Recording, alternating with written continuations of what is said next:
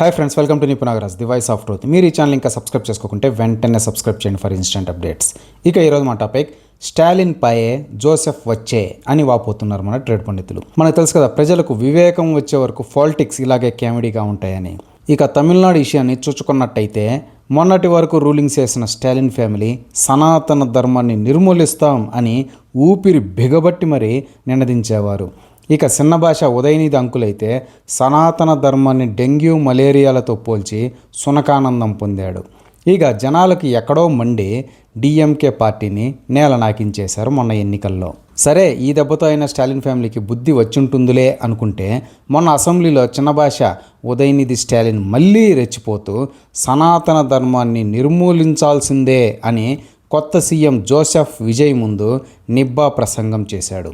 అందరూ దాన్ని జోసెఫ్ విజయ్ ఖండించేసి, ఆపరా నీతి లేని కుక్క, ఇంకొక మాట ఎక్కువ మాట్లాడితే నీ నాలుక చీరేస్తా, నువ్వు నా తోడబుట్టిన దాని మెల్లో తాలి కట్టావనే ఒకే ఒక కారణంతో నిన్ను వదిలేస్తున్నా, లేకుంటే నిన్ను ముక్కలు చేసి ఆచీ చికెన్ మసాలాలో మ్యారినేట్ చేసి గోల్డ్ విన్నర్ రిఫైన్డ్ సన్ఫ్లవర్ ఆయిల్లో డీప్ ఫ్రై చేసేవాడిని అని పెదరాయుడు సినిమాలో పాపారాయుడు లెవెల్లో అసెంబ్లీని అదరగొడతాడు, దాన్ని ఖండిస్తాడు అని అనుకున్నారంతా.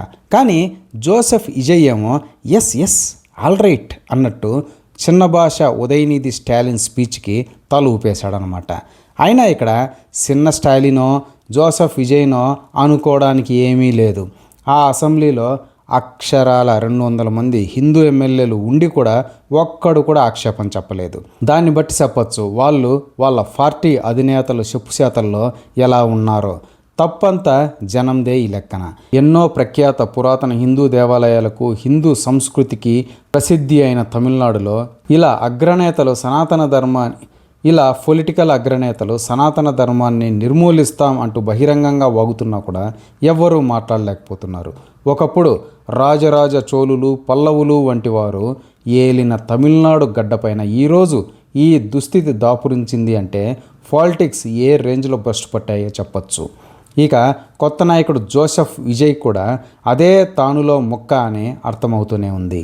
ఎందుకంటే చిన్న భాష ఉదయనిధి అంకుల్ యాంటీ సనాతన స్పీచ్ని ఖండించకపోగా తన పార్టీకి చెందిన రైట్ హ్యాండ్ లాంటి నేత ఒకడు మాట్లాడుతూ, మా పార్టీ హిందూస్కి వ్యతిరేకం కాదు, హిందుత్వానికి వ్యతిరేకం అంటూ తన హిడెన్ అజెండాను బహిర్గతంగా చెప్పేశాడు.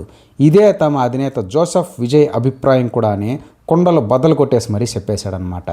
ఇక తమిళనాట కొత్త రాజకీయాలు రావు అని అర్థం అయిపోయినట్టే. కాకపోతే స్టాలిన్ పైయే జోసెఫ్ వచ్చే అన్నట్టుంది తప్పిస్తే మార్పు అయితే ఎక్కడ కనపడడం లేదు. ఇక జోసెఫ్ విజయ్ తీరు చూస్తూ ఉంటే గత కొన్ని రోజులుగా సోషల్ మీడియాలో పక్కా మీమ్ మెటీరియల్ అవుతున్నాడు. ఇక మున్ముందు కామెడీ అయిపోవడం లాంఛనమే అని అర్థమవుతూనే ఉంది. సీఎం సీట్లో కూకొని కూడా తింగర్ సూపులు, బెత్తర్ సూపులు చూసుకుంటూ ఉన్నాడు. బలవంతంగా స్కూల్లో జాయిన్ చేయించిన పిల్లాడిలా జోసెఫ్ విజయ్ అలా ఫేస్ పెడతా ఉంటే ఎందుకొచ్చిన కష్టం సార్ నీకు అని అనిపించక మానదు ఎవరికైనా. ఆయన ఏదో సరదాగా కుశాలకి ఎలక్షన్స్లో పోటీ చేస్తే ఈ తమిళనాడు జెన్జీ యువత దాన్ని సీరియస్గా తీసేసుకొని సీఎంని చేసి పడేశారు మరి అని వాపోతున్నారు మన ట్రేడ్ పండితులు సైతం.